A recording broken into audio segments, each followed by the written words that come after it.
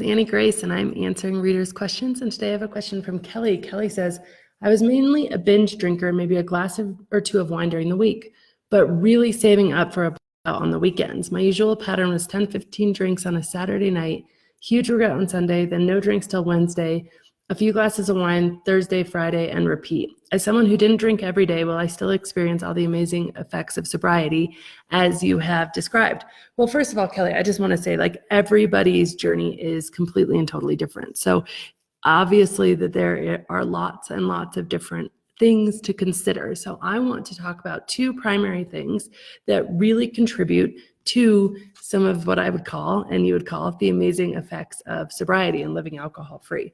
So first of all, the first thing is really to do with our minds, and that's this noise that we have around drinking. So that regret that you describe on Sunday after having 15 drinks the night before and having Sunday be pretty much a wash, that just doesn't happen. Like, you wake up early with energy on Sunday and you feel great and you want to do exciting things and you're not regretting it.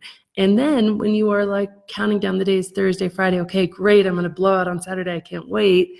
All of that doesn't happen. So instead of sitting there in the moment that you're in, but wishing you were in the next moment, AKA that Saturday night, you're just in the moment that you're in. And sometimes you even lose track of what day it is, because it isn't important that you're waiting for the Saturday to get drunk. It isn't important that that's what you're looking forward to. And you stop living your life just looking forward to the weekends. And that's an incredible, incredible thing. So that's really this mental thing of just turning down the noise about it. And it turns down the noise in all sorts of ways. Less regret, but then also less just wishing you were somewhere you weren't. Because what alcohol does is it creates this sense of anticipation for this false pleasure that it delivers.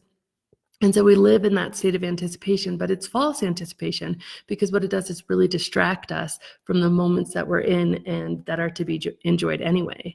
And then the other big way that I'll talk about in regards to this question is the physiological stuff. So certainly when you drink every single day, you are going to have an effect every single day of not feeling hungover from the night before. And so there's going to be some physiological aspects that happen. But even when you just drink, a lot on Saturday and then a few drinks Wednesday night, Thursday night, Friday night, you have alcohol in your system on a pretty regular basis. And so what alcohol does in your system is it creates a response in the body. And the response in the body is a few things, one of which is to purge alcohol out of the body as quickly as possible. And so all sorts of things start happening there. Your digestion, in fact, just stops because your body says, okay, this is poison. Job number one is to purge the alcohol. So your body actually stops digesting food, which can mess you up in all sorts of other ways that we won't get into now. But another one is your body counteracts the alcohol. And it counteracts a few things, but it releases adrenaline in your body, it releases cortisol in your body, and it does these things. Another way is that alcohol artificially stimulates your pleasure center. So when your pleasure center is artificially stimulated, your brain will say, no, no, no, that's too much, bring it back to homeostasis, and your brain will release counter chemicals. Dynorphin is one of those chemicals. Dynorphin sounds familiar because it's the opposite of endorphin, the chemical that makes you feel really good, that you get as a runner's high, or if you exercise, or like on your wedding day or something really amazing, you feel endorphins. Dynorphin is basically the opposite of that. It's a real downer, but it's a response to alcohol, because when alcohol artificially stimulates certain parts of your brain, your body, in order to maintain balance, has to bring those back down. So those effects, they don't leave your body as quickly as the alcohol does. Remember, getting the alcohol out of your body is job one. It's poison, it's toxic, your body wants to purge it as quickly as possible, even to the point where it will stop your digestion. And so as soon as that's purged, all these other effects, the other ways that your body has tried to combat the alcohol in your body, they remain. So dynorphin takes longer to leave your body than the alcohol did. The adrenaline and the cortisol, and especially if you're drinking for a very, very long time, you can be flirting with things like adrenaline fatigue and, overly stressed like levels of your body. All those things remain. So then you feel, without necessarily connecting it to the alcohol, you just feel lower the rest of the time. You feel less happy, you feel less engaged, you feel like, oh, Mondays. I bet in your life, Mondays really are really pretty brutal, because you've just recovered from Sunday. The next day, you're really going to let loose and have all the fun you think is on Saturday night is a whole week away. and you're not even letting yourself drink Monday, Tuesday, Wednesday. So you're not even combating any of those things that have been produced by the alcohol in the first place. Your body isn't even, there's no alcohol to kind of bring you even back up to low grade. So you're like below low grade for Monday, Tuesday, Wednesday, and then you start drinking a little bit Wednesday, Thursday, Friday.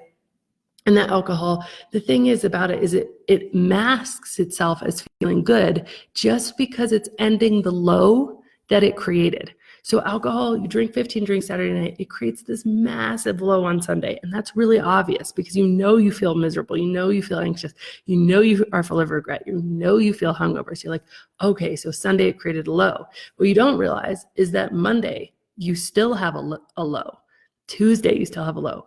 Wednesday, you still have a low. That drink on Wednesday brings you back up, not because it's really bringing you back up naturally, but for two reasons. One, it artificially stimulates part of your brain, artificially releases dopamine, and two, it is bringing back up some of the lows that drinking, even though it was Saturday night, created. So you live in this constant state of, if you have things like lack of just normal energy, lack of excitement for a lot of things, living for the weekends, living for those times of binge drinking, really a lot of noise in your head about when you can start drinking, and how much you're going to drink and all those sorts of things. All of those things are erased when you just make a decision to stop drinking.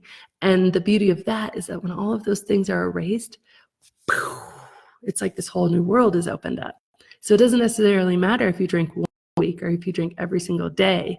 When you finally get that total peace, when alcohol becomes small and irrelevant and it becomes absolutely effortless not to drink, and it's not something that's consuming your thoughts, it's not something that you're ever worried about doing something you regret or saying something you regret. It's like a whole new world. And I think that is where the people who are like, wow, where has this been? Why haven't I done this sooner? Why was I giving away so much of my life to that fermented liquid in a glass? That's where you get all of those stories. And so, Kelly, to answer your question in a very, very short way, absolutely. Absolutely. It doesn't matter if you drink once a week. It doesn't matter if you drink just Wednesday through Saturday. Absolutely. When you stop drinking, you can expect, pretty incredible things if you give it long enough for the alcohol to get out of your system. And if you really attack it as not a state of missing out and not a state of deprivation, but is really, oh, thank goodness, I don't have to put that poison in my body anymore. I don't have to make it so that my body stops even digesting my food just to purge the poison that I just put inside of it. So I hope that helps. And again, this is Annie Grace answering readers' questions. Have a wonderful day.